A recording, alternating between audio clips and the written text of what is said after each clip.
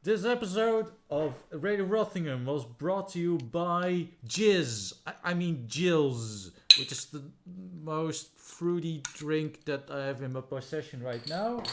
And that's just well, it's extremely well. You can barely see it because the webcam is fucking sucks. But look at this shit.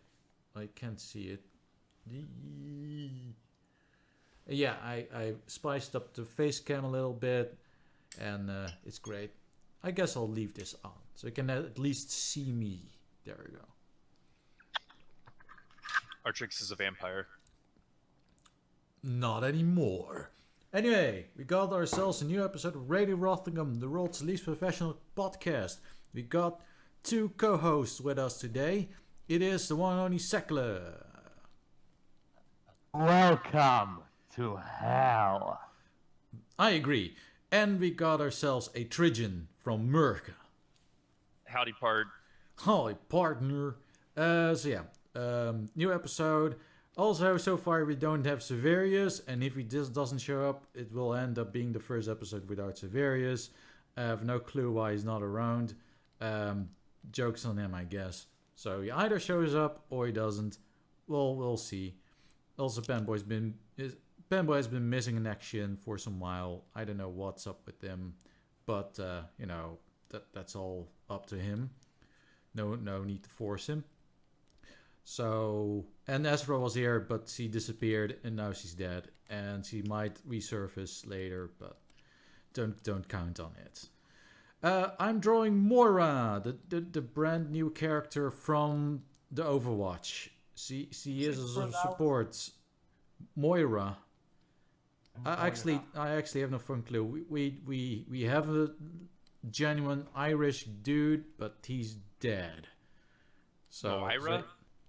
Moira. Moira. It's a bizarre name. It is a pretty bizarre. It doesn't sound very Irish, to be honest. No. But well, then again, it's Overwatch. I guess it sounds more foreign or some shit like that. I mean, yes, the grand country of foreign. Because there are so few Americans out there with Irish ancestry. You don't even know. Like no people in America have any kind of Irish ancestry. It's like one of the most rare ethnicities in the United States. No one is Irish in America. It's not like there's more Irish living in America than in actual Ireland. That's a fabrication. That's a lie. It's fake news. There's no. Agreed. It's a pretty loose description for it doesn't take a lot for an American to call themselves something, a different nationality, which is kind of bizarre. Well, it is a very American thing to go to a party. You're like, hello. Well, I am 1/3 Irish and 2/4 this and 1/16 Dutch, and I got 1/32 I don't know, Zimbabwean in me. Yep, the small town I'm in is primarily settled by Scottish people, of which my family is like a founding member of the town. Hmm? It was founded in the 1850s. So, I mean, for Western America, it was early in the settlement here. And we're about to have a big Scottish Highland Games event tomorrow. So it'll be a big parade and people wearing kilts. And we've got judges coming in from Scotland to judge the dancing and the... Oh, that's actually pretty cool. It's pretty cool. So there are some places where the Americans do keep some of the culture, but it's been so long. Like, yes, my great grandfather was Scottish. I think I got all the greats right. Mm-hmm. It doesn't make me Scottish. No. But neither is any American really. I mean that is one of the beautiful things about America. Everyone's got their own story as to how they got there, but in the end of the day, we're all Americans. God damn it! We're all Americans now. Oh well. Am I? Oh god.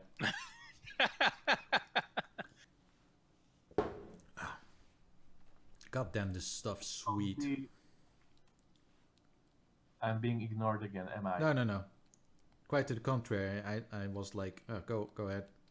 But there's probably lag and... What? Like, some of us are on the other sides of several transatlantic cables and transcontinental... Yeah, how are we talking to each other? Where is that information going? People keep interrupting me. That's probably due to lag. Anyway, you were saying. Joke around here that the main capital of Poland is Glasgow. So many Poles living in Glasgow? If you go to Glasgow, you are more likely to meet a Polish person than a Scottish person. That's actually pretty sad. And I've been to Glasgow. It's actually no. I've been to Edinburgh. I've technically been in Glasgow, but we basically just drove through it just to get to somewhere else. Nice. I have never been there, thus I don't know if this rumor is true. It is probably an exaggeration. Just saying.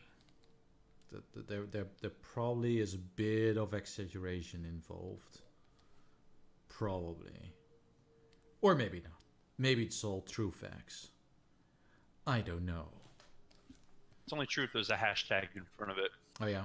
So just put a hashtag in front of it. It'll automatically be true. Hashtag true facts. Mm-hmm. See? You just made it true. That's how you make the truth. Just... Yeah.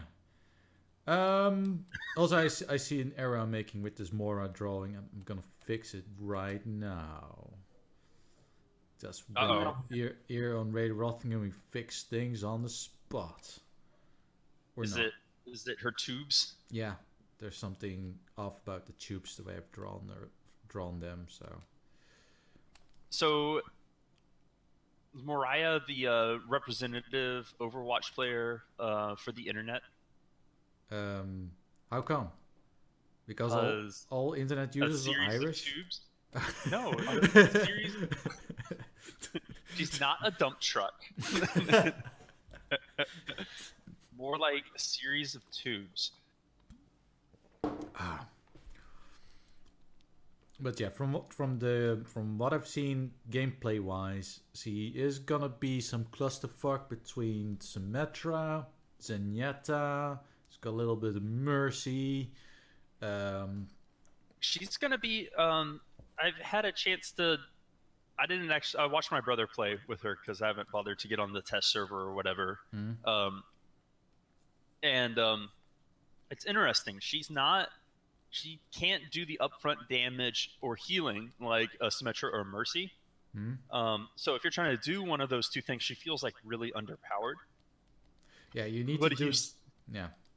Yeah, if you kind of stand back and you keep your healing up, and then you keep your damaging up, and you stay alive, you start racking up, some pretty intense. Like you can rack up the numbers, but it takes some time.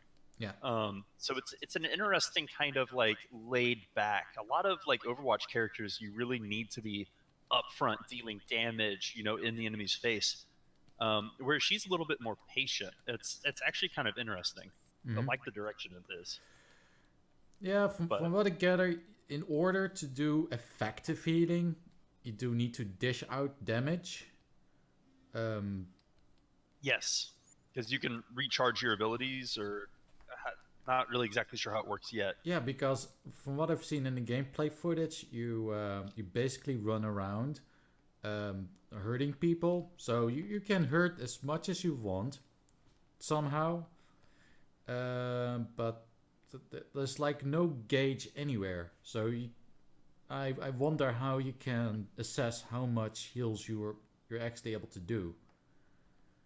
like I don't see anywhere where it indicates how much ammo you have, for instance. So I guess you can. I think it's with your healing bubble. Those abilities take a little bit to recharge, and you can recharge them more quickly if you damage enemies. Right. So like the more damage you're doing to the enemies, the more often you can throw out those healing bubbles. Or maybe like your direct healing beam like tapers off. I forget exactly how it works. I think they actually play with her directly.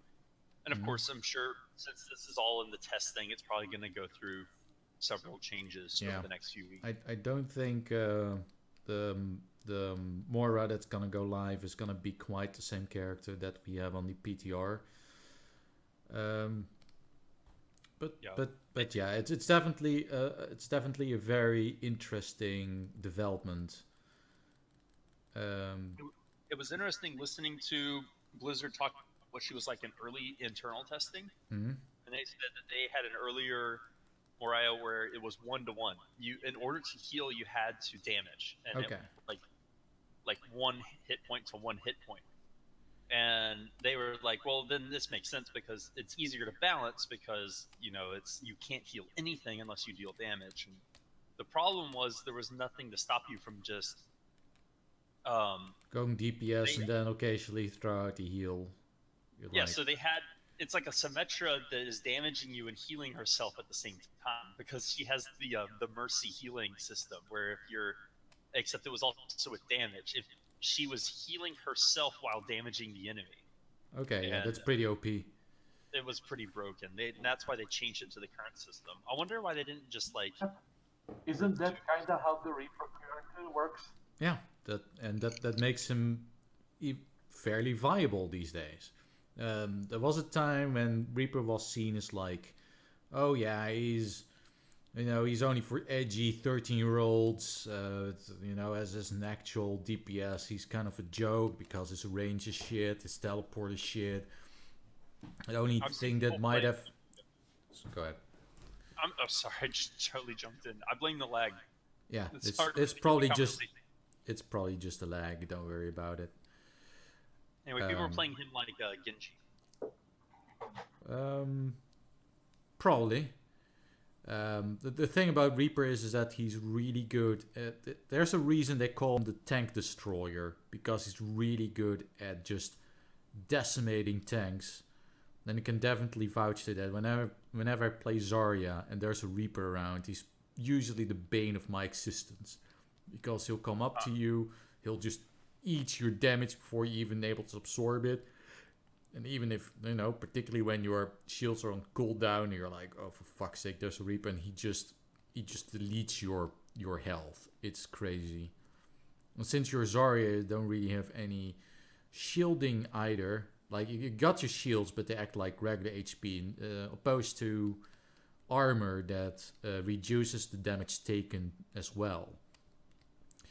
So yeah, as Zarya, you're pretty fucked when there's a Reaper around. Same can be said about, well, any tank really.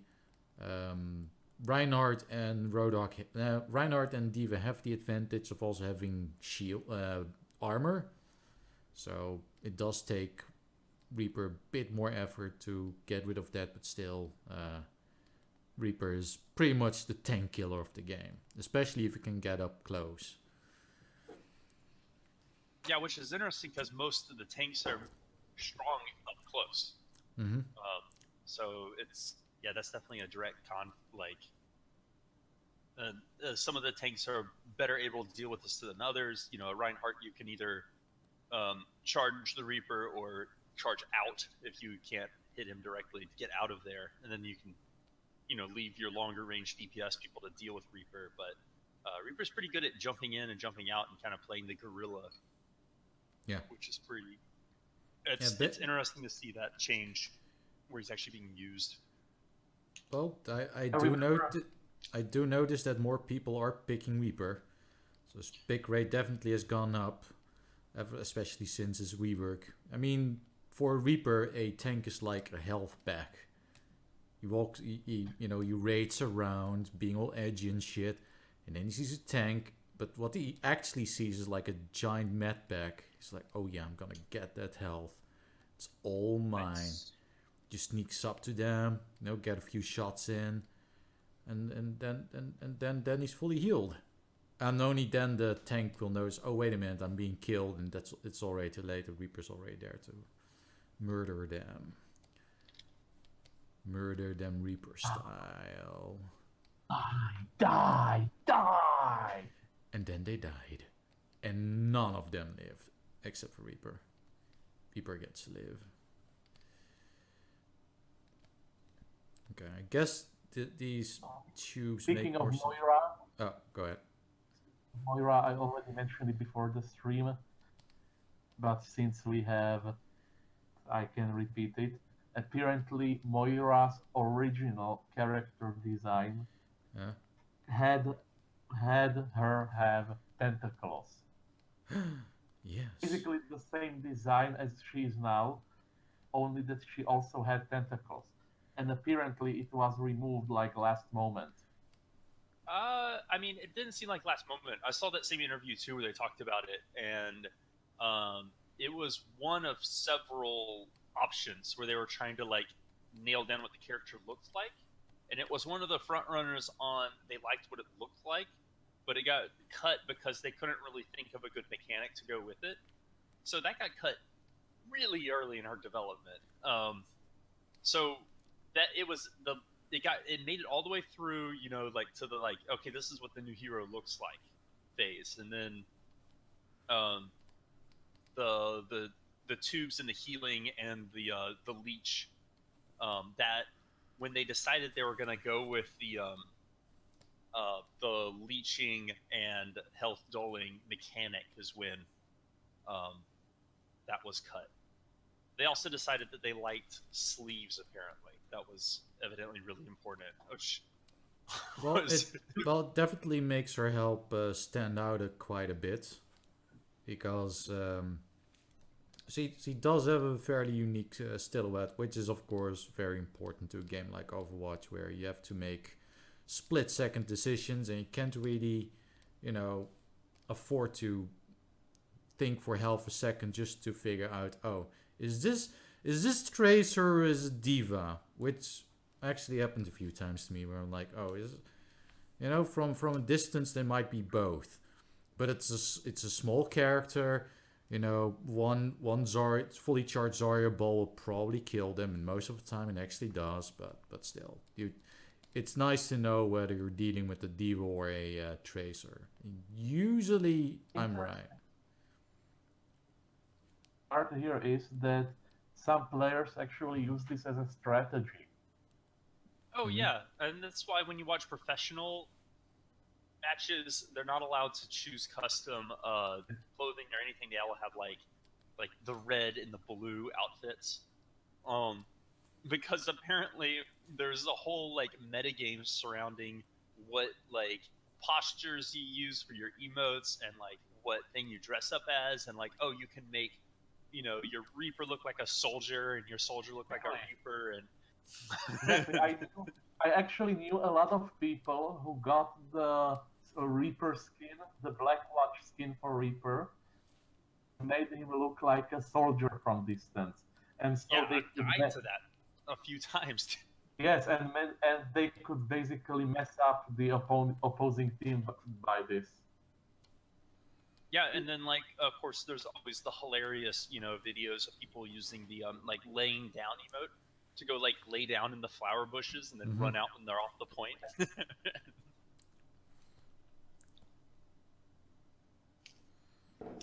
Okay, this will probably look better if I scale down the head just a tad, so it all looks a bit more. That I kind of preferred slightly the Moira's tentacle design, mostly because it kind of made her look more unique.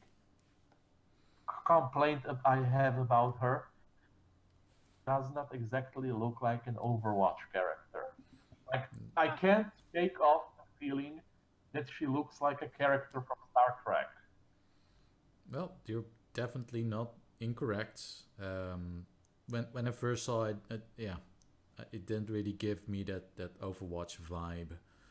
it definitely looked like something else. So I think it works. I mean, she's tall and skinny, which is kind of cool. yeah, But I don't know. She just looked. They made her stand out, which is important. And in making her stand out, she does look. I don't know. Right now, we're still at that phase where it's like, oh, what the hell is this? I'm still at that phase with freaking the Marissa. robot centaur, Orisa. Yeah. Yeah. Like.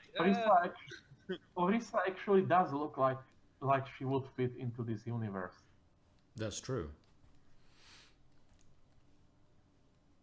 Also, still need to get used to these weird shoulder pad things that she has. They're pretty weird. Of course, this can all be corrected by. I mean, like, all we've seen right now is the default skin too, and like the new Dubai skin as well, or whatever. I think it's hilarious because we spend so much time obsessing over like, oh, this is what they look like or whatever, but then none of us ever use the default skin. You know, if you play this character, you're going to almost immediately, try to get and switch out to a different look. Yeah. Also, she's got these weird antennae all over the place. All of them. Maybe she's trying to receive, obscure broadcasts. Maybe she's into pirate radio. I don't know. Obviously, in the Maybe pirate she's radio. listening to Radio Rothingham. Yes. It looks like little tiny plungers that have just been like stuck together. Obviously, she's got like small children that shoot, the suction cup. When like it was the off-brand Nerf, the little like they weren't Nerf guns, but they would shoot like little plastic suction cups. I know which ones you mean. That's what it looks like. She's been like assailed by someone with one of those. But yeah, I think I got the basic design down by now. But yeah, it's a very, very convoluted design. That can be said about any character really. I mean, even something like Mercy is a fairly elaborate design. You can simplify it, but yeah. That was a very insightful little tidbit of information right there, ladies and gentlemen. I hope it was, insightful and very insightful. Nice. And I'm already done drinking this. There was not a lot. Anyways, go ahead. Shooters and the internet and stupid, very piece of garbage. Anita Sarkeesian did a post a few, days or week ago. I'm not sure exactly about the time. Basically, when the new Wolfenstein game came out, along the lines that people should make an example from this game and go out and shoot some real Nazis. That's Wolfenstein? Wolfenstein is the most ridiculous, convoluted plot line, and people are taking it seriously. Apparently they are. Yes. That's political message. It's oh my gosh, the premise of the game. It's always, for one thing, it's always been about shooting Nazis. That's been very consistent in the series.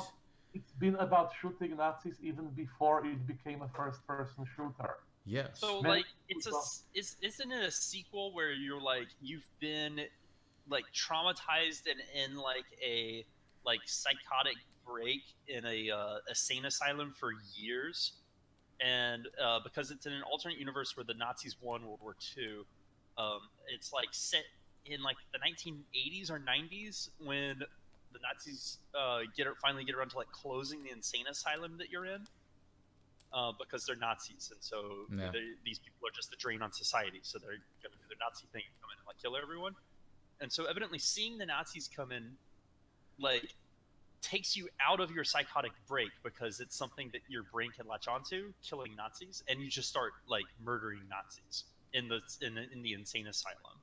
Mm-hmm. And then you have to like find the underground society, which is apparently like grandparents with like stashed weapons from World War II, and like track down the Nazis that did this to you and like kill them. It's so over the top and ridiculous and Well, wonderful. as you can clearly hear by this description, it's a very serious game for serious people such as myself. So people are claiming that the fact that Nazis took over America is supposed to represent Donald Trump winning the elections. Oh God, they're people that have not played the game. They're people that are trying to make news. Mm-hmm. such as much of the gaming press and most of the non-gaming press, that they obviously never played the game, and they just hear, oh, it's a game in which you fight Nazis. So they're like, oh, such a revolutionary idea. This is completely, a reaction to the current political climate. So it must be, never mind that these games are in development for years.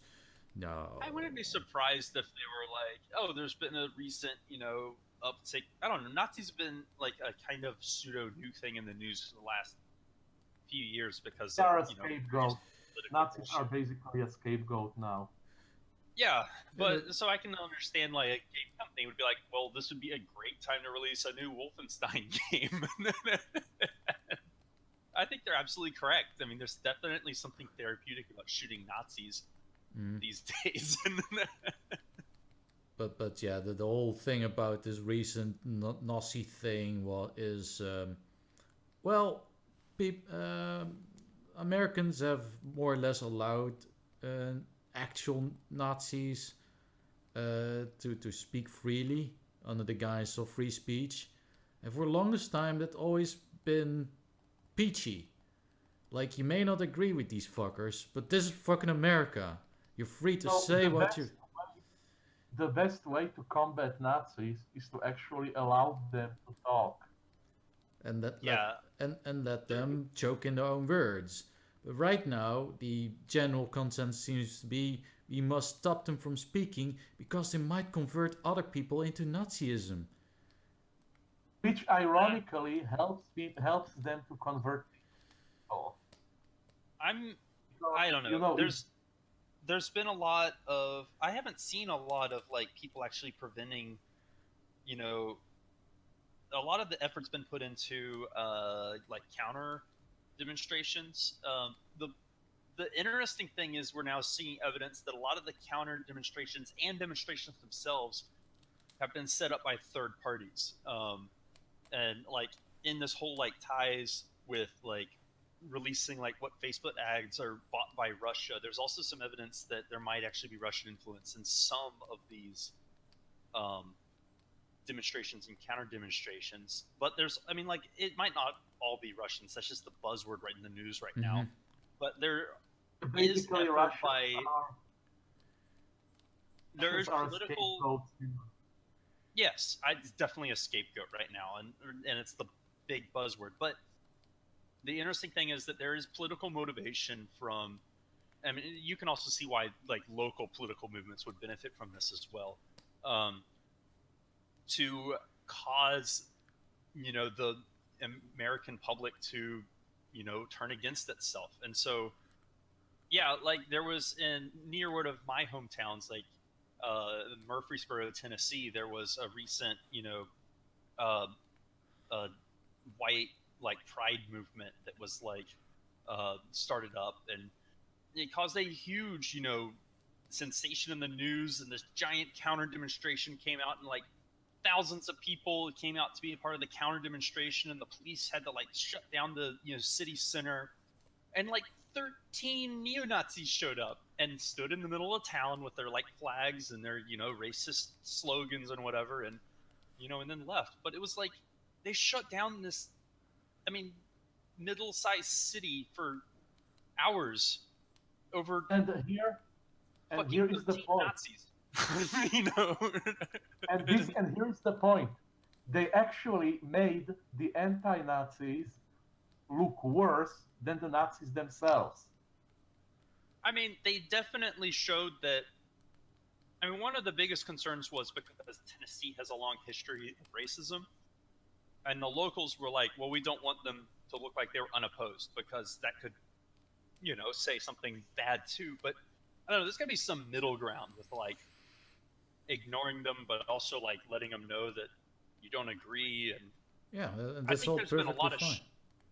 there's been a lot of shit stirring behind the scenes where there are various peoples for various reasons that are making the calls and riling people up and getting like a lot of not just the far right movements riled up, they're also getting the far left movement riled up so that Oh. you have these clashings of conflict I'm occurring. I'm not sure if you're up to speed when it comes to things like Antifa. I'm not very up to speed on anything right now. Okay. These are like new terms for me. Yeah. But Well, yes, Antifa showed up in Murfreesboro as well.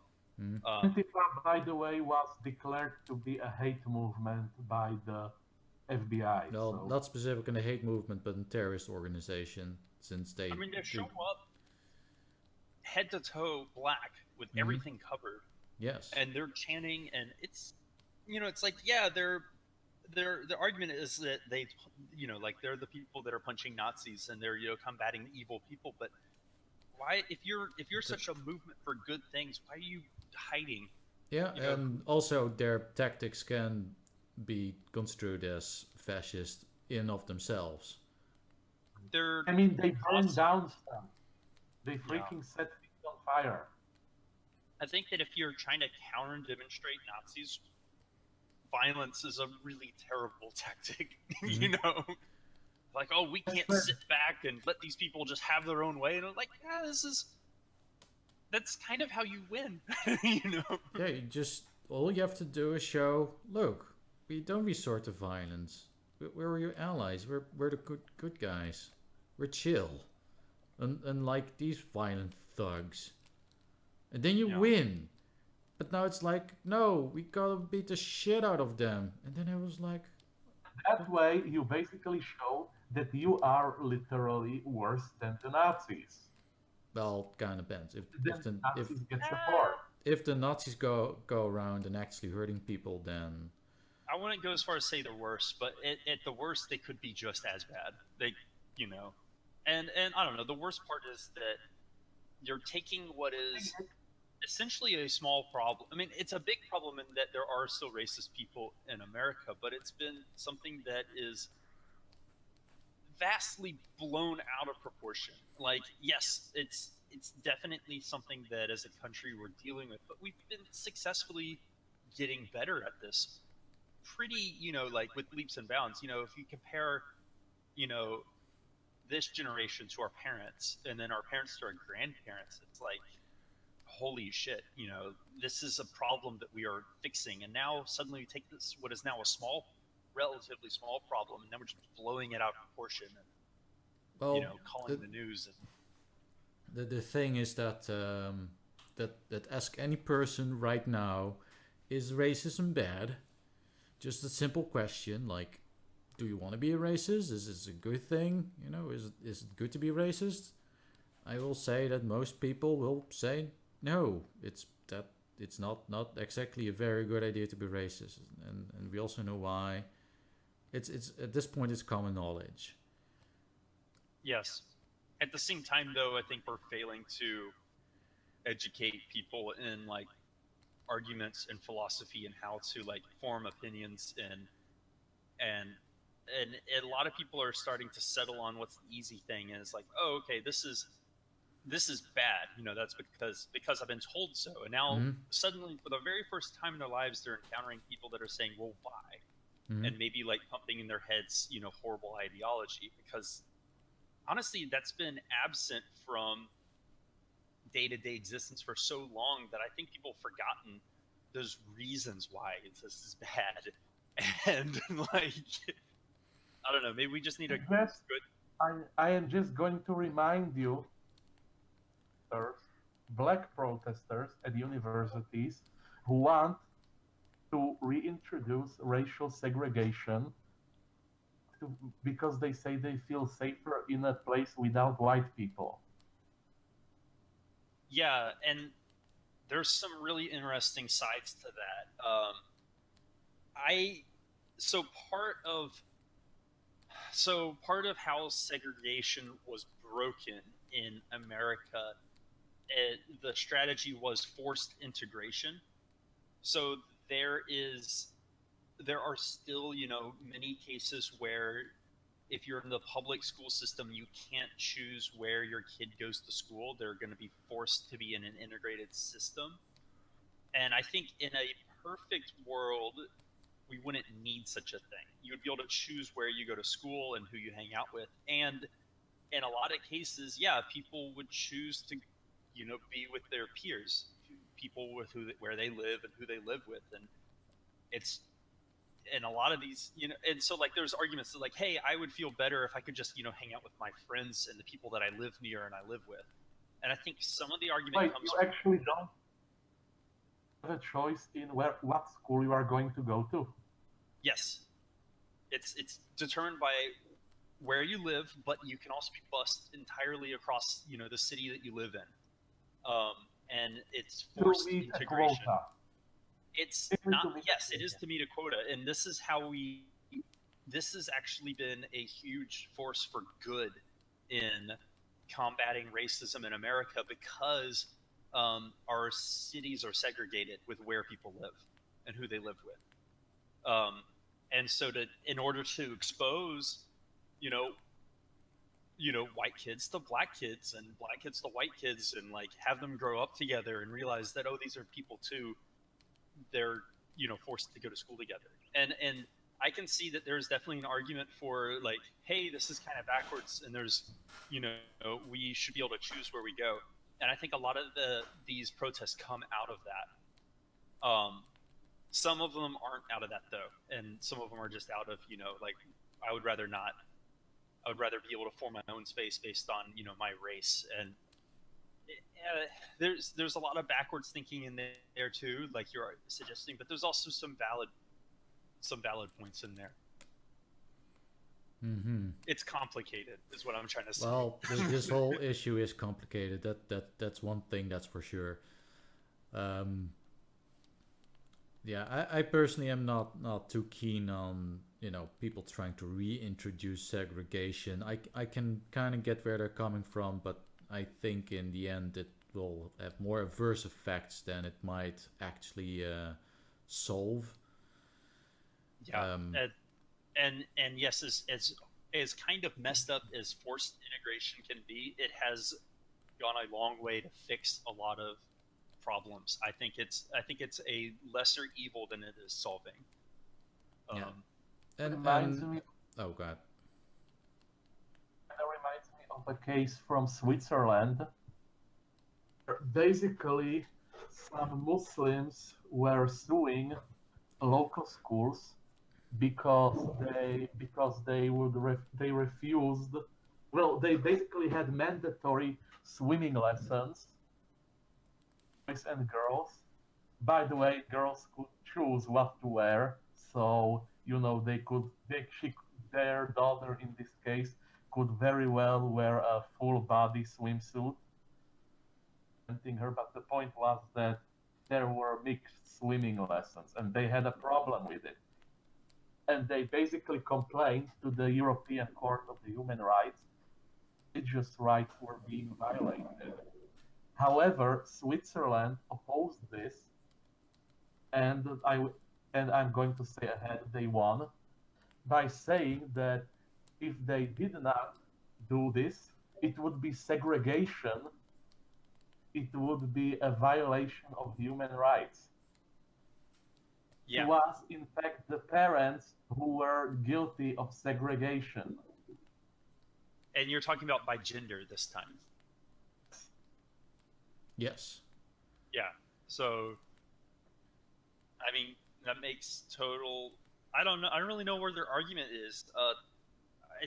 Teaching kids how to swim is so they basic. are disrespecting their religious rights. Oh, is this a Muslim issue where they don't really have good swim gear? No, they just don't want boys and girls to be around when the girls are Boys and wearing. girls segregated from each other. Oh. So in That the it violated their religious rights.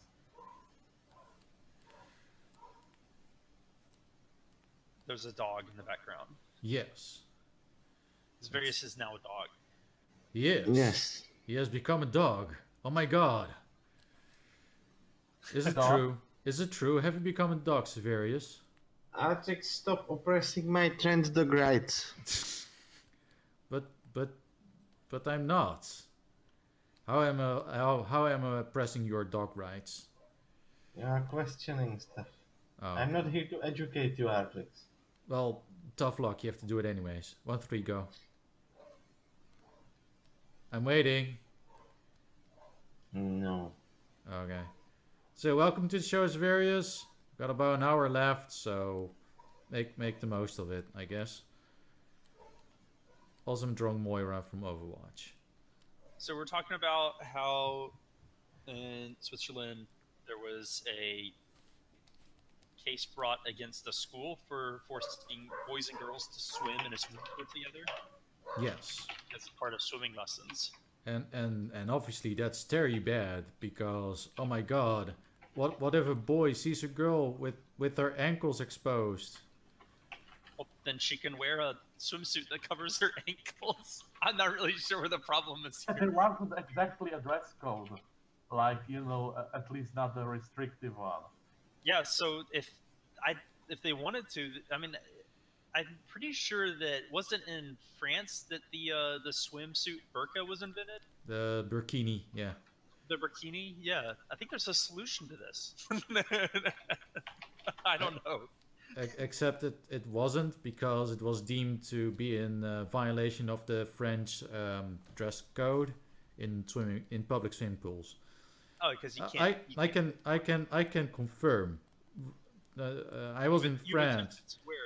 You attempted to wear a burkini in France? No, I attempted to wear like regular shorts, like these swim trunks in France when I went to a public pool, and almost immediately after I went in there, the lifeguard was like, no, get out, you're not allowed to wear that. So apparently, You have to wear a thong. And so you went naked. no. Wait, you have to wear a thong? No, but fairly tight-fitting speedos or whatever they're called. Like you can see virtually anything in those things. Wait, you literally cannot wear like swim trunks. No, you can't. It's not allowed in France. What are you doing in the public pool? Are you going to swimming or what? Yeah. This is a joke, right? No. What's the argument? The argument is that that swim trunks are not hygienic because shit can get stuck in the wide trunks, and that's not present with the tight-fitting speedos or whatever they're called. So you could wear a speedo under your swim trunks then. that wouldn't fly. Wow. They would. Can't. Yeah. So Usually, if I'm jumping into a lake or something, I actually but just like take the shit out of my pockets and jump in. that's a lake. They don't care about that. It's So this is a public swimming pool. yeah. So if you go to a French pool and you just want to swim there, it's fine and dandy as long as you wear the appropriate gear, which is well. Actually, yeah, that does make more sense. You probably would prevent people from dragging all sorts of junk in. The biggest reason why if I wear swim trunks or whatever is so I actually have pockets because I'm usually like at the ocean or like at a lake. As long as you don't forget you got your phone in there, then it's fine. Yes. Yeah, that was a big concern when I was in Germany last year. We went out swimming, and I was like checking my pockets constantly before going in because I really didn't want to accidentally have my phone on me and take a swim. That would have sucked. It's like, Oh, Yep. whoops. There goes my phone. My only means of communication. But I can definitely see how a public swimming pool would see that as a huge negative. It's like, oh, well, they could have pockets full of dirt and Yeah. feces. Exactly. So it kind of makes sense, but still, it was kind of silly. Because, well, in hindsight, it was signposted quite clearly, but yeah, it was slightly embarrassing. I didn't know. I'm not from around here, and like, yeah, that's very apparent. They didn't make that big of a deal out of it, so in the end, it's all good. It's all fine. No one got hurt or died. So No. yeah, I know, disappointing. You never know these days. Yes, You could get gunned down in the swimming pool. but to Apparently, a quote-unquote Asian man just ran over several people in France. An I Asian. thought it was a man ran over a group of Asian people in France. And by Asian, I mean Chinese. The guy himself was Asian. Well, you know what they say: if the Asians got beef, they keep it amongst themselves. That's the That's general. not nice of them. Give me some beef. I Uh, want to eat too. well, Asian beef is typically pretty nice, but yeah, there's been a truck attack in the France. Did that just happen, or is this just in? This in live news. Live on Radio Rothingham, Rothingham. coming to you a day later. Better We're in than almost we're almost as current as a newspaper. You could live stream this, Artrix.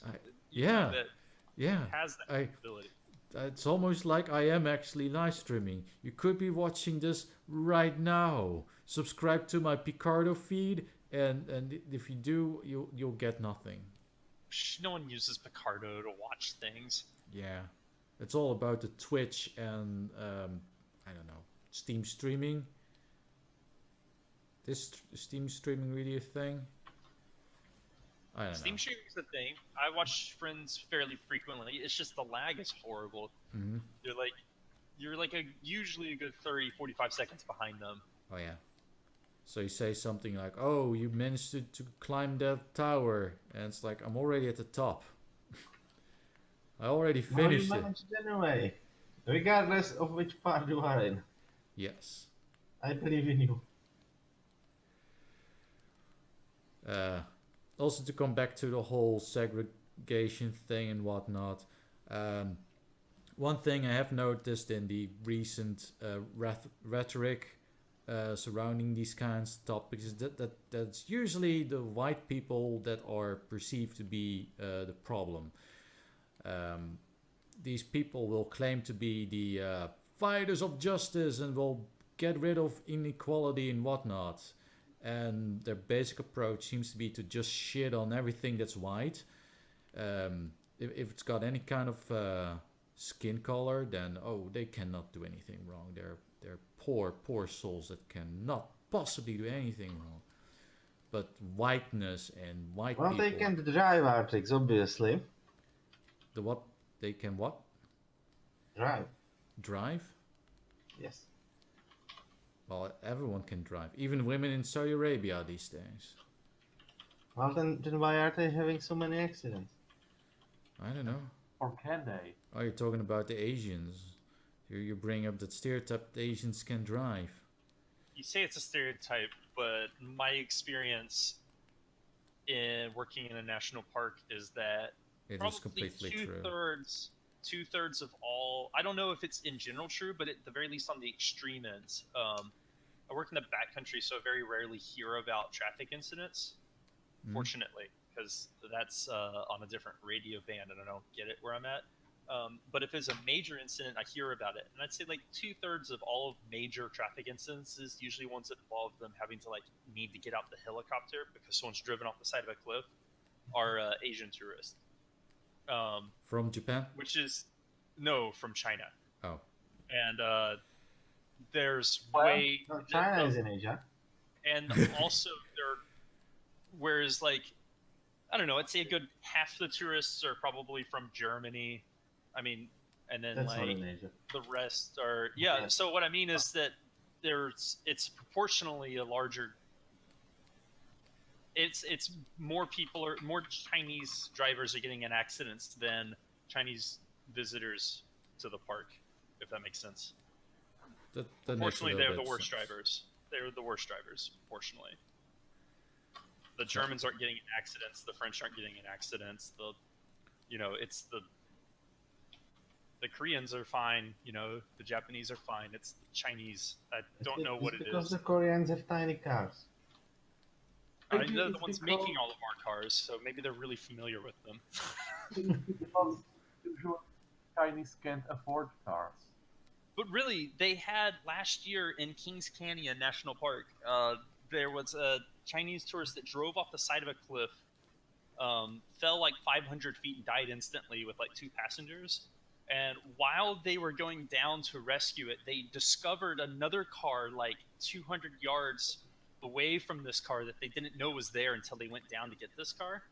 That had 2 missing Chinese tourists in it. And they're just like driving off the side of cliffs and dying everywhere, and They're like lemmings. Yeah. So I don't know what it is, but there is some validity to the stereotype. How unfortunate. So yeah, the message is clear. Chinese people, get your shit together. Just drive better, okay? Do it now. I mean, and maybe it's just the ones that are deciding to like go world traveling. Maybe like, it's like, oh, this guy's messed up. We're gonna send him to have some time off in America or whatever. Or I don't know. There might be some other sort of filter going on. But for whatever reason, the Chinese tourists that make it to California suck at driving. The thing about Chinese tourists in general, or Chinese people in general, is that they... Well, did you imagine how bad all those who didn't make it to California are? Yes, California! On the way over. Although I'm just imagining, like, the Chinese pilots, diving into the ocean as they try to get over the Pacific. I'm sorry, that's terrible. It's the best kind of terrible. But one thing about Chinese tourists and China in general is that they relatively recently started to become modern industrialized nation. So a lot of people have basically become middle class recently. They were like poor as all fuck, and then all of a sudden they're middle class, like in a matter of years or maybe even months, minutes even. You're poor, you're in farm, and then suddenly you're middle class fag. Well, and then, I heard there's economic boom in China. Yes. So now you're suddenly middle class, but you still have the mindset of a peasant. So, by the way, Slovakia recently became China's business partner. So was where in like Western Europe and America they started out with like when cars and things were new, they were also like a Model T that couldn't go over 30 miles an hour. There was a cultural break-in period, as opposed to like someone who's gone straight from running their mule in a on a farm, and then they're handed the keys to like a brand new car that can go 130 miles an hour, and said to go like drive on an interstate. Yeah, I guess that could be pretty jarring. And there's also a more recent example of people living in the DDR who only had access to trabants, which are basically scooters in the shape of a car. And the DDR stopped existing, and now suddenly you have all these people that are only used to driving shitty scooters in the shape of a car, but they suddenly have access to like proper cars. Yeah, I mean, maybe that is a factor, but I sort of doubt that these are the people that are the ones traveling abroad. Like, I don't know. Usually, the other side is my limited running into tourists.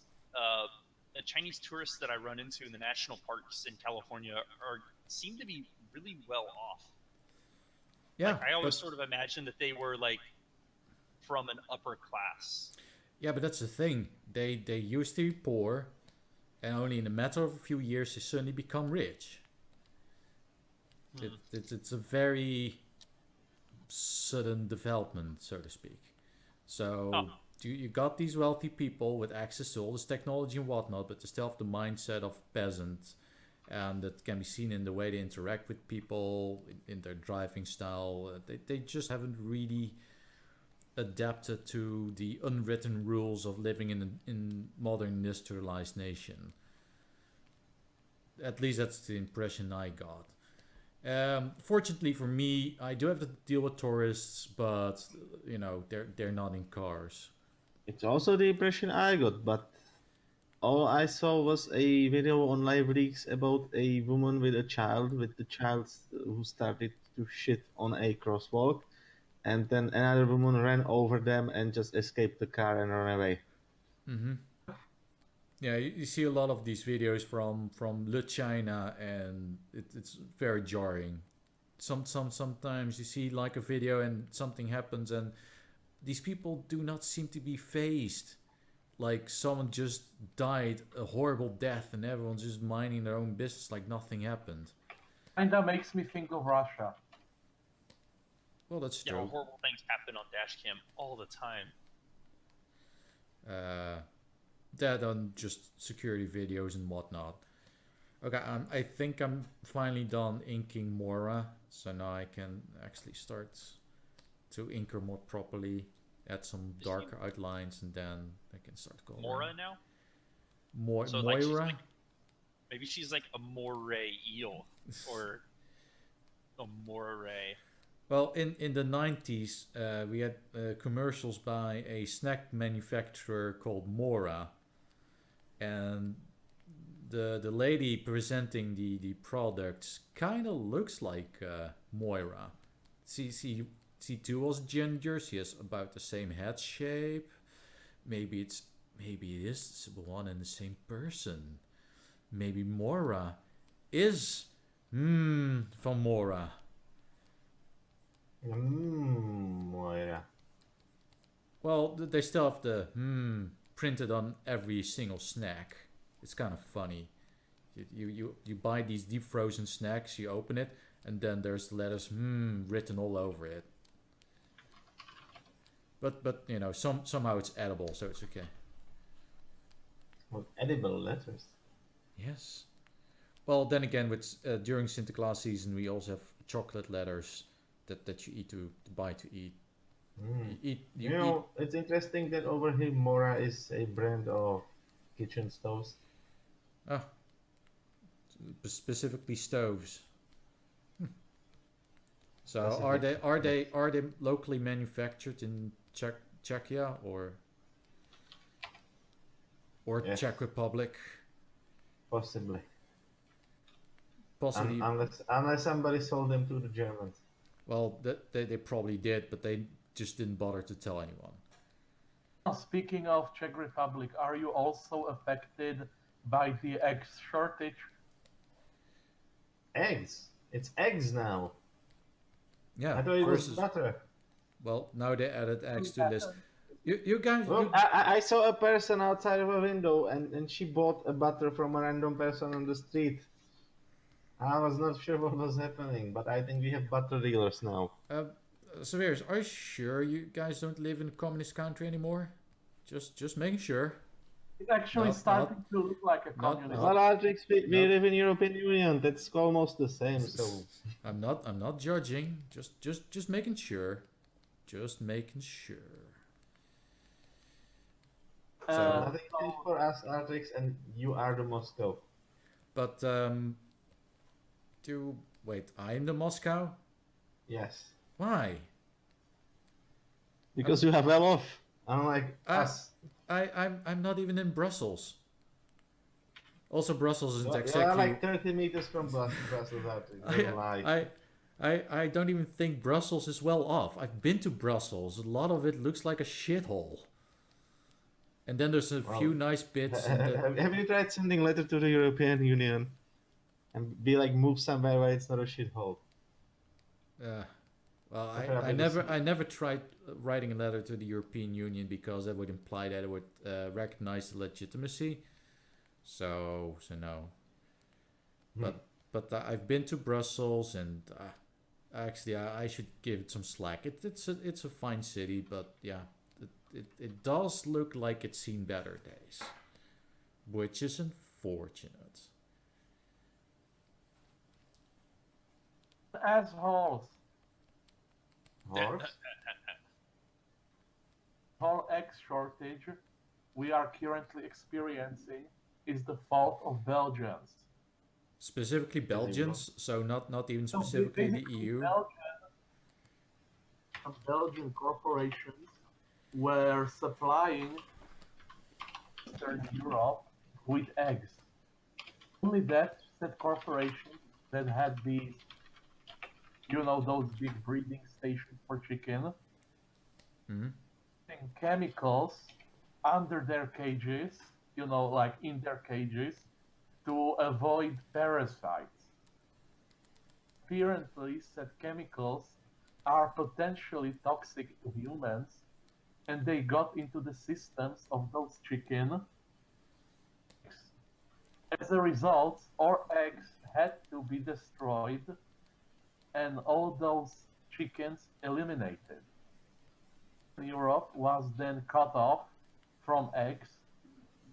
They came to European Union, basically Poland, Slovakia, and others, to our farmers and offered them more money than our shops or our eggs into Western Europe instead of our local market. Don't have eggs. That sounds about the thing that the EU wants to happen. It's a big internal market. Everything goes. There's no restrictions. Basically, if you outbid a nation's local store, you can basically make a nation starve to death. Well, that's basically what's going on. But then again, if I would say that you can probably outbid the high bids, and also transport is a big factor. If it's cheaper to sell eggs at a the stuff that is sold over here, like the ones that actually do get eggs, they basically put up the prices higher than usual. Well, yeah, if the supply is lower, then it stands to reason that it's going to be more expensive. But yeah, that sucks. I think food prices are heavily regulated. Yeah, but the problem. I think we are going to pay the favor to the European Union soon. Okay. Already mentioned, we just scored a contract with China. Now, China would deliver their goods to Germany, and from Germany, they would go to the rest of Europe. Slovakia just managed to score some sort of contract with China because Slovakia is closer to China and because Slovakia is at the borders of the European Union, meaning that they have the border control right as they deliver the stuff, making it easy for them. Chinese goods are from now on going to be delivered from Slovakia to the rest of Europe. Well, that certainly kind of undercuts everyone in terms of transportation costs. So I wonder, Slovakia is a landlocked country, so how do you get the goods in the first place? From China. Yeah, but how does it get to By Slovakia? train, we basically have a pretty Artrix, China is on land too, China isn't landlocked. but it's on land. Yeah, but so is any other country on the planet. Exactly my point. Unless we now consider Atlantis to be a real place, an actual country, then See, Artrix. Might surprise you, but the Chinese can fly. no, really. Yeah. Actually, plane. But yeah, Trains can fly. transport by sea is by far the cheapest way to transport goods. So that's the reason why it's. Actually enough. Look, Artrix, the Chinese made boats that can fly. Well, Okay. not Chinese, Soviets. And by Soviets, I mean Russians. And by Russians, I mean. Everyone ignores me. No. Yes. It's just lag. Don't worry about it. Lag ignores you. Until now, the Chinese would deliver the goods to Germany. However, currently there was a connection established between China and Slovakia. It goes through China, Russia, Ukraine, and then to Slovakia. It's much cheaper for the Chinese by train than to send it to Germany by boat. It is Okay. actually cheaper. Well, that's a fair point. And train is cheaper than transport by car, from what I gather at least. I mean, that's a reason why in a lot of countries train is still heavily used for freight. Like for instance, the United States has a significant amount of like it's got a fairly extensive rail network, but most of it is used for freight. Not a whole lot is used for transporting people because it's just not cost efficient. Like some lines in America, like passenger lines, are even losing money, but they're still being kept up since Amtrak's like a semi-private company that's still offering the service, even though They're extremely efficient at moving freight. The problem was that the rail system is heavily privatized in the U.S. and that by itself is not a problem because private companies you have no trouble making a lot of money off of rail moving cargo. But if you want to use it for public transport, the government invested heavily in the interstate system for driving, and it's hard to tell, know whether or not if we had invested the same amount of money. I mean, the interstate's one of the largest, most expensive things ever built, ever.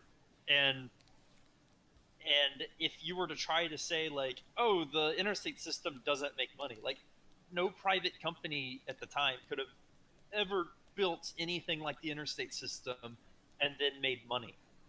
But as a public project, it obviously makes the country, much wealthier. And so, that argument doesn't really make too much sense. Public transport systems aren't necessarily going to make money, but they might generate more money than they lose. So I sort of wonder, if in the 1960s, instead of building the interstate highway system, if instead they built a massive rail system instead, we could have had something very different. Well, the thing about America is that you don't need a rail system because it's just way more efficient to use planes.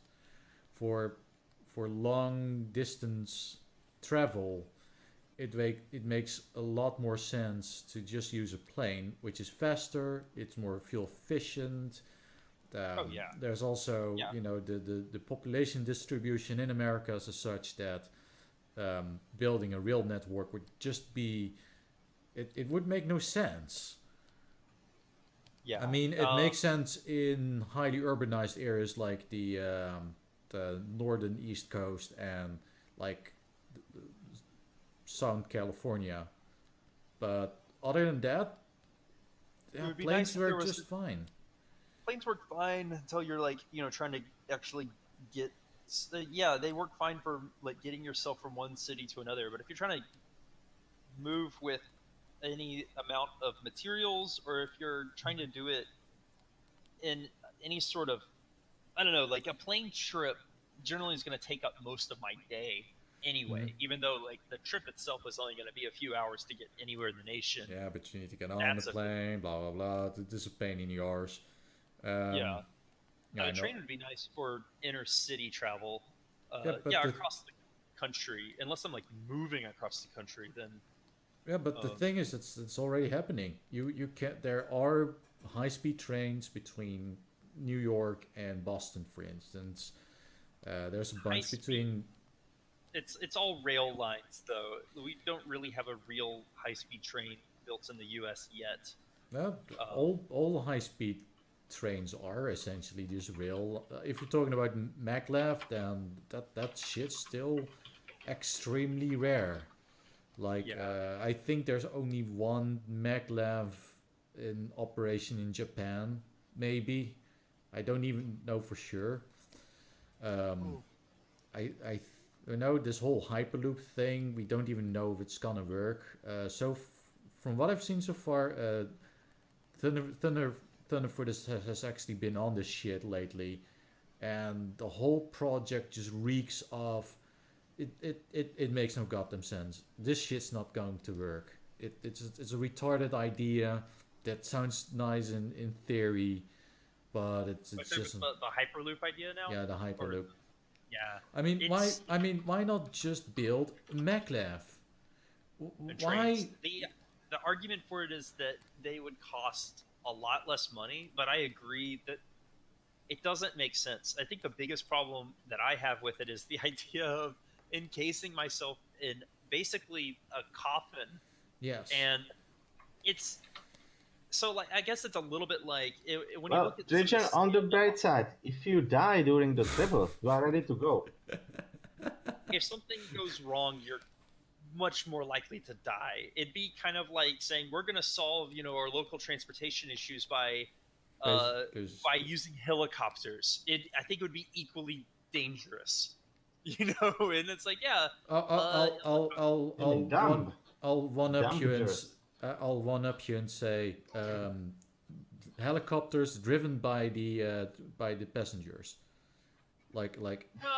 I mean, it wouldn't be that bad, but I think it'd be equally dangerous in that, like, a helicopter ride is. You have a helicopter, Tridgeon. But helicopters in general are dangerous because if anything goes wrong, you have very few. There's very few ways that something can go wrong without killing you, and in a little bit like that, the hyperloop. There's very few things that can go wrong without you ended up like in a really horrible situation. Yeah, I mean, if you're in a maglev train, you go really fast, but given that you probably, you go pretty fast. You go sonic fast. It's very exciting. You go really fast, but they're made to be incredibly safe. Like the best example is the trains in Japan that stopped before the earthquake hit them because the earthquake waves move slower than electromagnetic signals.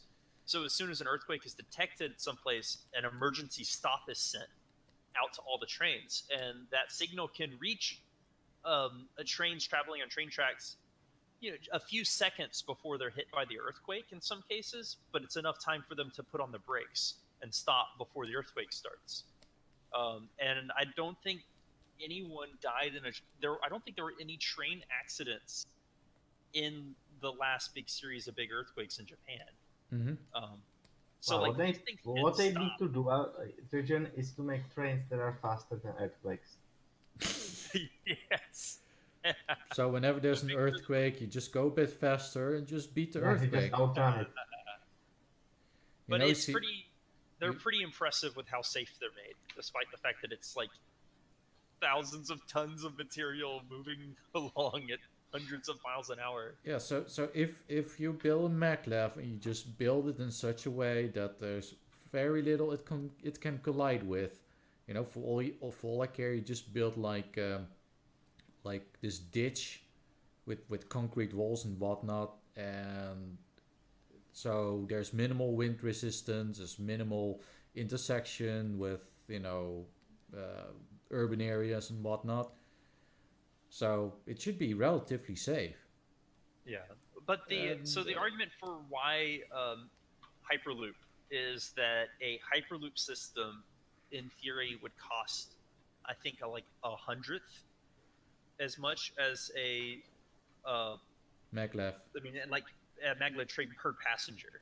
Like building a maglev train, or even like a normal high-speed rail train between two cities, is an incredibly expensive venture, and it's a lot of infrastructure. Whereas a pod, moving through an albeit untested engineering that hasn't really been developed, it's just simply a much smaller system.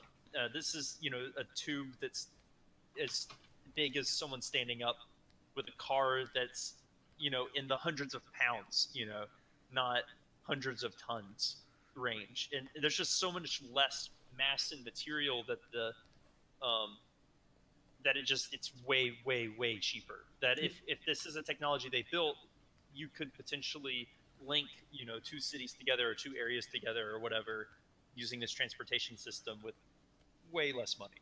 Here's the thing, though, it's actually not cheaper, or at least so far, because the fact that you need to build a pipe, any kind of structure that needs to be airtight for not just a meter, not just for 10 meters, But not even forever. for 1.6 kilometers, which they did in California.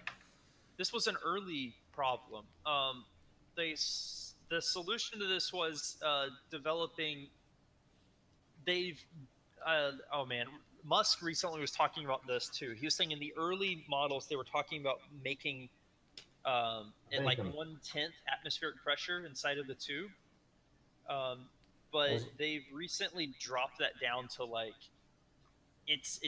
they only need to like reduce it to like half or something. Like, he said this was a huge problem with their early designs, that like reducing the atmospheric pressure inside of a tube that huge is really difficult. But instead he said that no, they've come up with a way to build these things with much less pressure reduction inside, so that if it leaks in a few places, it doesn't really matter, because it's not that much of pressure difference. Also, for fuck's sake, do something about the way you build, pipes, because the way they built it in the test circuit, that fucker was rusting all over the place. It was like, Yeah. no one realized that steel rusts in water.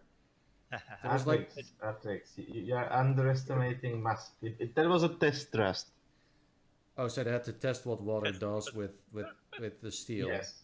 Nobody knows. Nobody could have possibly known, Artrix. They probably just made the test pipe as cheap as physically possible. Yes. And they would use I mean, that's how they acquired all the designs. So you would hope that the final product would be something that doesn't rust horribly, but it would probably be a much more expensive material. But this, I don't know.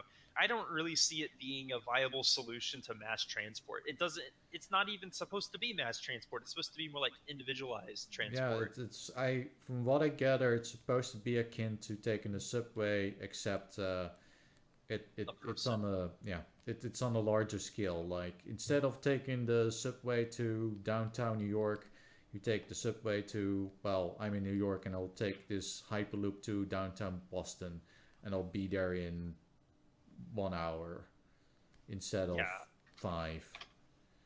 So it's a cool idea for sure, and I desperately need something that isn't cars when you're dealing with cities like this. It'd be so nice if we could.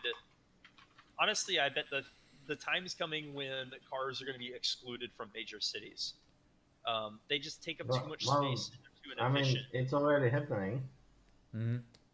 Yeah, and I mean, it won't be long before it's like if automated cars become good as they've been becoming, and that keeps happening, it won't be long before manually driving in a city is just going to be illegal. And then it might not even be long after that they decide that cars aren't what you want in the first place. I don't know. It'll be something like, oh man, do you remember? Not the greatest movie. Do you remember the movie version of I Am Robot? Yeah, the new one, right? Yeah, the new one, relatively new. I guess it's starting to age now though. But he to get around Washington in that movie, he would go into what looked like a subway system, walk down, but then it looked like an interstate system with just this massive cars driving around. You walk up to the side, and one of the automated cars pulls up and he gets inside of it, and it takes him to his destination. Yeah, that's something that I would envision with fully automated systems like that. I mean, the whole point of taking public transit is that you don't have to have a car. You just get in. The only difference is that instead of going to a place, getting into some sort of room where you just sit for a few hours or minutes or whatever your distance is. So you sit there for X amounts of time, and then you arrive in the rough destination that you have to be, and then you either walk or take a bus or whatever. So the only difference between that and this new system is, well, it just takes a step further and gets you exactly where you have to be. So you get in and just drives you there, and you get there and goes to the next person, I guess. That's a very slow teleport, Artrix. It is. I mean, it's still gonna be slow in a teleporter, but it's the best next thing. Before before the murder clone machine. So yeah, before we're able to But clone we will cement. get into a teleporter. So until we're able to clone Symmetras, until that day, we have to rely on those kinds of solutions, okay? How do we clone Symmetras? Because you can make the teleporters. What is Symmetra doing with all the clones? Artrix, look, you don't clone Symmetra. Well, you see... You take Symmetra and steal all her plans and then make your own teleporters. Cloning Symmetra, I'm saying the teleporter obviously, makes a clone. It doesn't actually. Well, you know what they say? If you build it, the Chinese will also build it. Fucking Chinese. Well, I know exactly what Symmetra does with all the clones, because she obviously wants to get through the Kama Sutra, and she needs a lot of test subjects. As quickly as possible. Oh God! All the variations, all the races, everything. She needs to have tried it all. At once. At least 3 times, obviously. So she needs a lot of guinea pigs, and no one's going to look for her victims because everyone assumes that they're all the original people. No one suspects that they're being cloned. So imagine just people are so original. Yes. So imagine being like Hanzo, and just doing a Hanzo thing. You're just chucking the arrows all over the place, and then there's a teleport. You're like, oh, sweet. Your bare hands. You're like, sweet. I can teleport straight to the battlefield. So you step in, and then you find yourself in like a torture chamber. This is not a battlefield. No. And then Symmetra appears, like, okay, you're here now, and no one knows you're here. Okay. So here's a copy of Kama Sutra. Pick one. Also, I'll kill you right after that. So make it. And then Hanzo is like, oh God, my brother is in here. Nice. Also, since I mentioned the Chinese, they tried to steal our batteries. Batteries? Yes, we have some new lithium battery technology, and they were looking for investors, so they went to the Chinese. And the Chinese were like, okay. So they started a plan and invested into all the necessary stuff for like 2 months. And then they had a delegation in there, And by the time the Chinese knew everything about the batteries except some special substance that the conductors are made of, and they actually caught one of the representatives trying to steal it. So He just took a sample of that powder and put it into his pocket. so he just stood there, he just stole it, and he's like, "Oh, I'm not stealing. Yes, exactly. He was like, "Well, we are friends, aren't we?" I'm just And taking." then they left, and then they tried to sue the company. I'm just taking a sample. I'm not So- stealing. So if you don't let Chinese steal your technologies, they are going to sue you. That's delightful. It Yeah. is. I mean that's apparently why the Japan is not the best at making batteries anymore because Chinese stole it all. Same for Murica. Well, obviously, they're just gonna make something else that's gonna be much better than whatever the Chinese do. Do the Chinese make animus? I'm pretty sure that Japan is still making much better animus than China. There's some Also- Japanese animes about Chinese people. There's Aren't like there's That was awesome. there's also a Chinese Overwatch. As a matter of Isn't fact, that there's a Paladin? Chinese version of everything. Now, Even of you? Paladins was developed by Hi-Res, and I don't think that's Chinese. It's definitely not Chinese. Is it American? Like a good Possibly. Christian server? Oh. the Yes. good Christian server.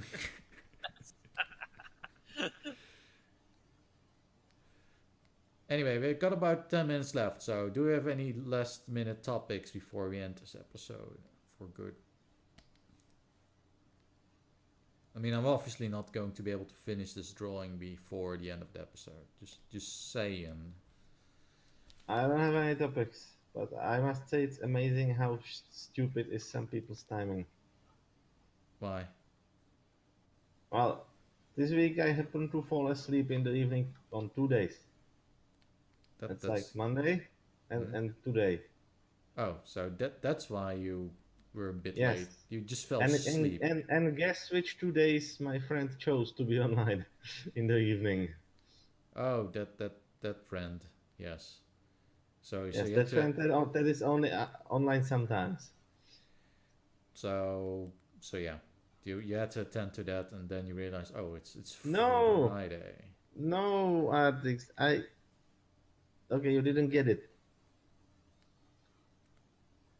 Am I I that fell friend? asleep Oh, in yes. the evening, Yes. Which is and today. the person comes online in the evening. Yes. So I was sleeping during that time. Ah.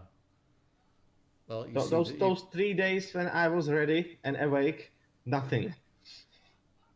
but then just as you were sleeping, Exactly. he had to Yes. get online and be all like, The- hey. There's no hey. I was sleeping. Oh. And No, I and woke they- up. they- I woke up curiously. I woke up at the same time as on Monday. Well, all I have to say right now is GG. Indeed. Indeed. GJ. GJ. Yes. GGWP. All. QTR plus A.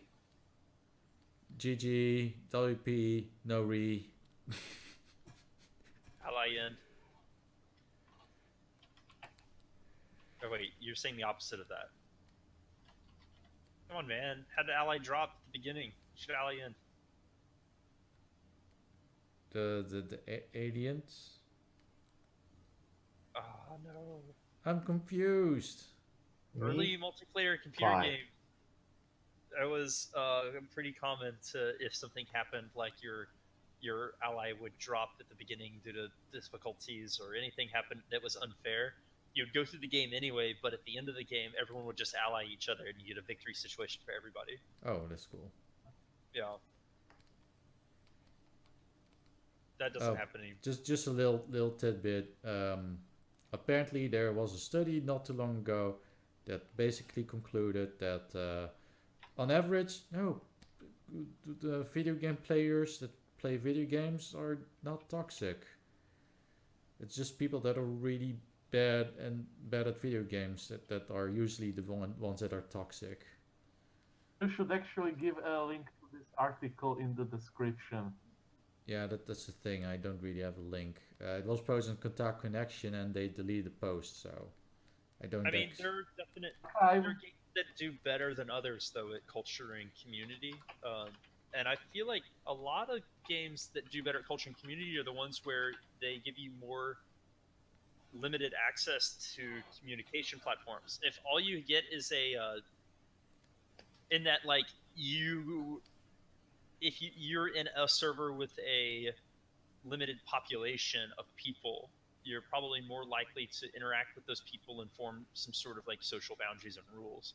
Whereas if your game just has, if all it is you log in and you matchmaker with random people and it's just random people every time, you're less likely to care whether or not, you're being toxic. It's not, there's no community, so there's no incentive to not be an asshole. Well, yeah, that's rule number one of everything basically. When you've got anonymity and no accountability, well, it goes both ways.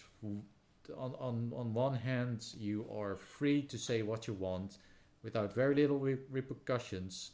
So if you have something to say that's fairly controversial, you can still make that point and not face consequences for that. So if you've got an unpopular opinion or anything, that's a good way to voice that opinion. Of course, the flip side is that with anonymity there is a lack of consequence, so it does incentivize people to just be really harsh and not give a shit about what other people think. But I think it goes both ways. If you are anonymous and you say something shitty, then my opinion is, well, I don't care. You're just some nobody on this random ass server. Why the fuck do I care what you think? That's very insensitive of you, Artrix. I know. I should probably care more about assholes. You fucking troll. Wait, don't worry. The Overwatch strike team is out to get you. I'm a troll now? Yes. Oh, I didn't even know. Because you did not express concern about all those poor people oppressed by text online. But I'm doing the opposite. I'm empowering them by telling them how to cope with that. How not to let this shit affect you.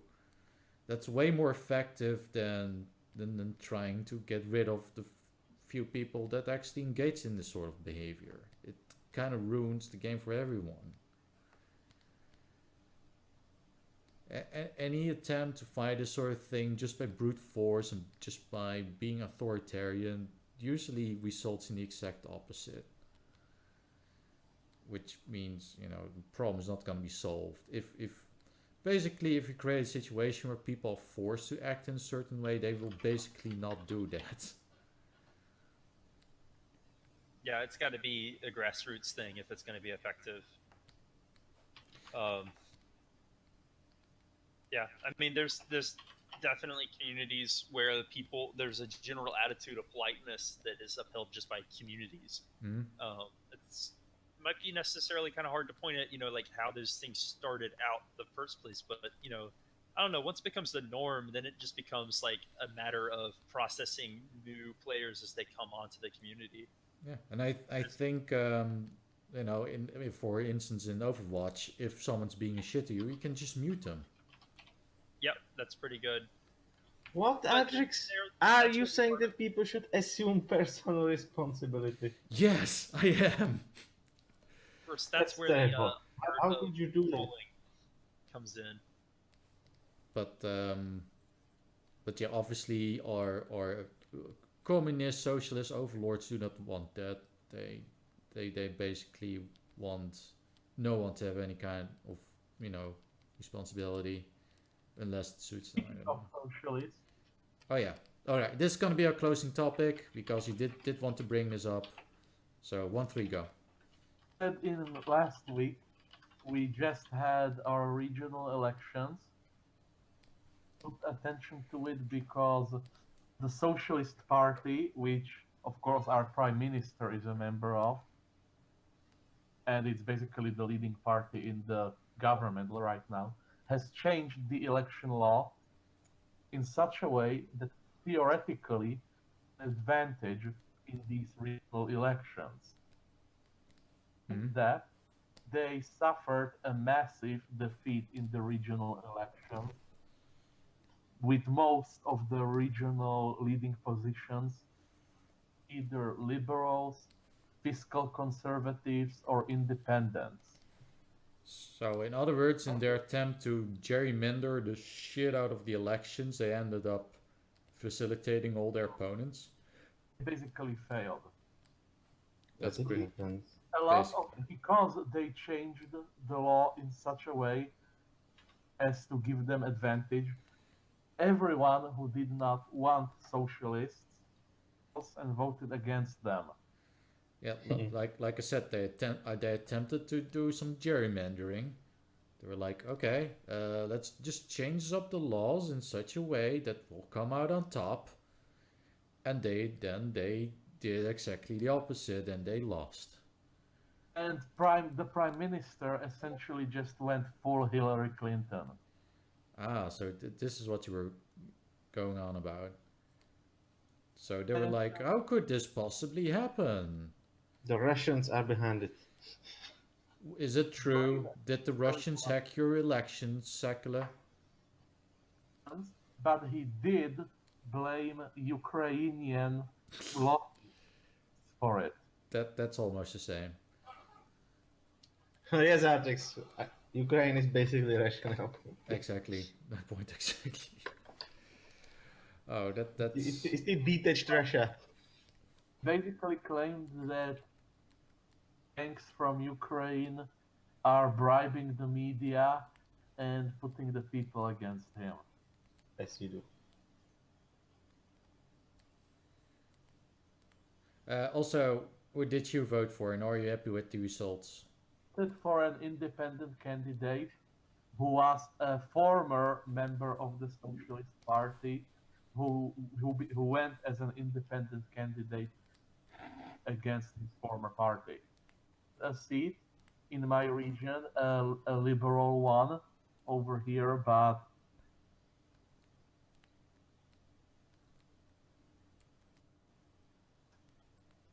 Okay, I think he's having a lag spike. I just said that I voted for an independent candidate Yes, we have that.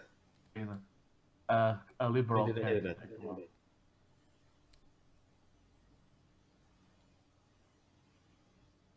All right. Beep.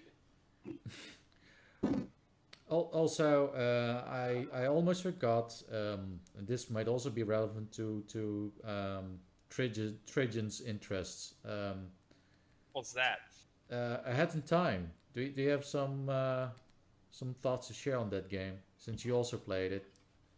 It was a really fun delve back into the 3D platforming genre. Felt very much like, like a 64-bit adventure game should. I felt in a lot of ways. It was, pretty easy, but they did. Did you count all the bits? Some more challenging levels. I found all the hat bits. Yes, the timepieces. In this case. Well, there's also hat bits. 64 of them.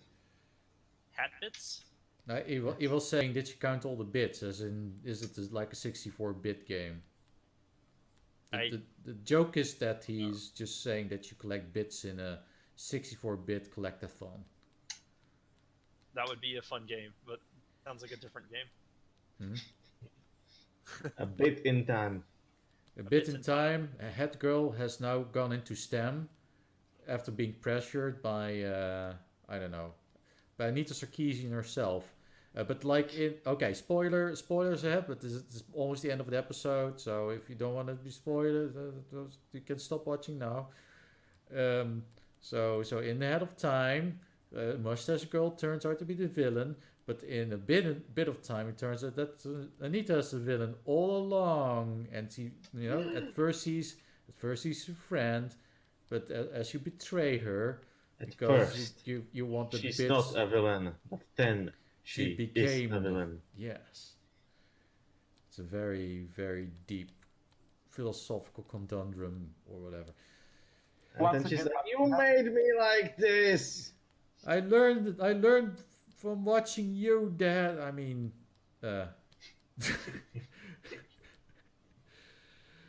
but yeah, it is a fun game, and I definitely recommend it. once again, what happened? You sounded very confusing right now. But basically, I said that in the head of time, it turns out that Mustache Girl is the villain all along. So in a bit of time, first you team up with Anita, would makes you go into STEM fields, but then in the end of the game, she is the villain. She's like, "Oh my God, you're using your STEM, but not for my purposes. We are now enemies, and I'll fight you to the death." So I sort of want to go back and play some of the villains again, the boss fights with the one hit kill. Oh, But I completed that achievement. It is, well, obviously I just fought the mafia boss. It's fairly. Oh no, I want to try to see if I can do it with the final boss. Yeah, the final boss is pretty hard. I tried it one too, but there are some bits where she's just so damn unpredictable. There's tells for most of the attacks. I think it's fairly well Yeah, engineered. if you equip the time stop hat, then I suppose it's fairly doable. But Time stop hat's like almost like cheating. almost. It's- I mean, did you beat that time trail stage where you have to beat the mafia guy on the rocket? Oh yeah. You have to equip time travel hat with the short cooldown. Yeah, to do it's it. fairly easy if you do it that way. Yeah. At some point, Anita Sarkeesian claimed to be Mustache Girl. No, she didn't. No, we were just joking about a hypothetical game named A Bit in Time, and instead of being head girl, you're still head girl, but you're older and you're going to STEM field because you're pressured into doing STEM field studies because equality. Equality. Equality. Moira. Oh, anyway, this was the end of this episode of Radio Rothingham. I hope you had some enjoyment or whatever. Like, favorite, subscribe, do all that good jazz, and see you guys next week for another episode of Radio Rothingham. There would be outro music now, but there's no outro music. Artrix sing. The end.